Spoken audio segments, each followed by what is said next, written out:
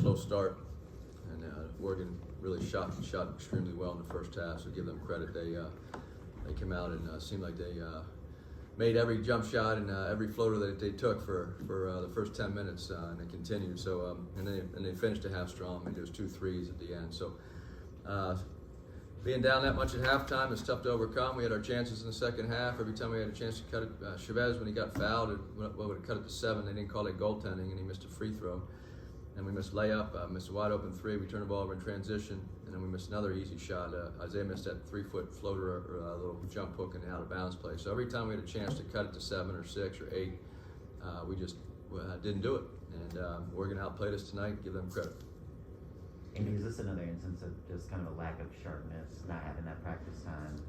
Well, yeah, the lack of practice time has hurt us because of the COVID pause. But our players have to play as hard as they can and figure it out. But in the first half, we made a couple of defensive mistakes, but Oregon was playing so well. They're hard to guard because everybody can create for themselves, and they were hitting step-back shots and getting in the lane and making plays for their teammates. So I thought they played a very high level of offense in the first half, and then second half we played better and a little harder, and we started to put pressure on their defense, and we outscored them in the second half. But when you're down 16 at halftime, it's not easy against a quality team like this. And you only had one player shoot more than double-digit shots. I think you had Boogie with 21. Mobley came close up with 9. Was there some hesitancy out there? Well, I think I always tell our guys, if you're open, shoot it. And so it wasn't planned like that. It just happened. Boogie was off to a good start, but going 7 for 21, I think he got tired. I probably played him too many minutes. He needs to be a little more efficient than 7 for 21. What is your level of concern now with the way the team has played since they came back from that pause? Well, we have to get some practice time in. The nice thing is we'll have 3 days of practice before we go again, and we have to get back to some of our basic defensive drills that we do and schemes, and then also offensively get a better flow. At times we look really good, and other times we look a little like we've been on a pause. But once again, there's no excuse for that because you just have to go compete. What specifically are you going to focus on in those practices? Well, we have certain things we do every day, or most days in practice, that we haven't been able to do just because lack of practice. Even this, when you have 3 games in 5 days, we walked through yesterday and walked through on Wednesday, so those aren't practices. So we need to have hard practices and get back to some of the basic concepts that we were pretty good at before. How much did Dante really affect things kind of in the paint? Well, he's a big man and very skilled around the basket. He's physical and he has long arms, so he's tough to guard. So he did his part tonight, and their guards really hurt us. So. It's the second game in a row the team had single-digit points in the paint in the first half. Why do you think that is?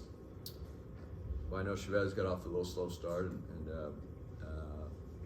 he's been so good in the paint, and our guards get in the lane a few times. But I thought the second half we were more aggressive, driving the ball and getting to the rim, and we made good decisions in the second half. First half, we just didn't have it. You guys coughed the ball up 8 times in the first half. How do you explain that?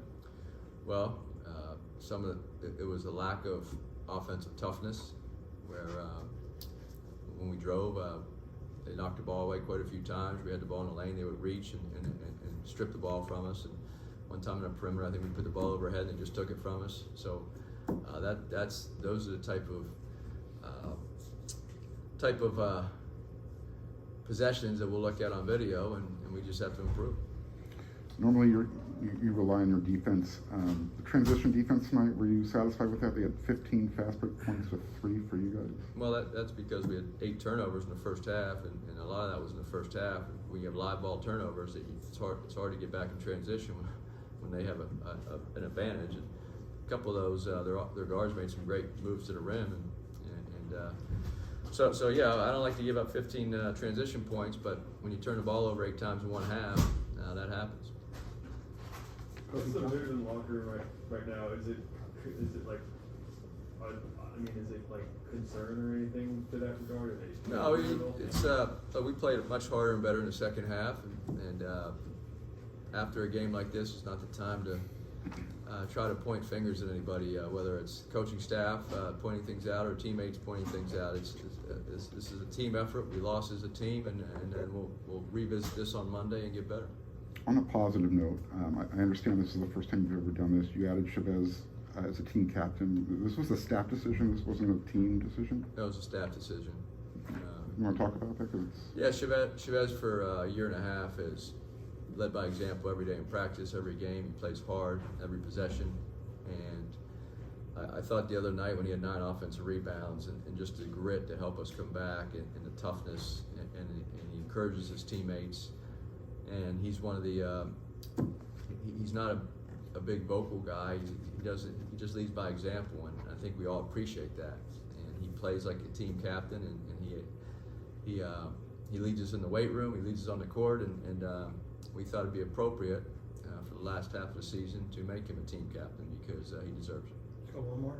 Lucas had a strong game Thursday, and then Will Richardson did well in the backcourt too. What's the message, I guess, just to your backcourt when you have games where guys kind of blow up? Well, they're good players. They're good players, and they both made shots, and they Richardson went 4 for 4 in the first half from the 3-point line. And the other night, Lucas was when a really good shooter, really good player sees a few go in, they get some confidence, and it's hard to stop them. And some of the shots Richardson made tonight were pulled up in transition. It was a 10-point game in the second half. He pulled up on the fast break and made a 3. In the first half, he had a step back from 24 feet. And so when good players get going, they're hard to stop. And at this level, at the NBA level, there's some really talented players out there, and we faced 2 of them.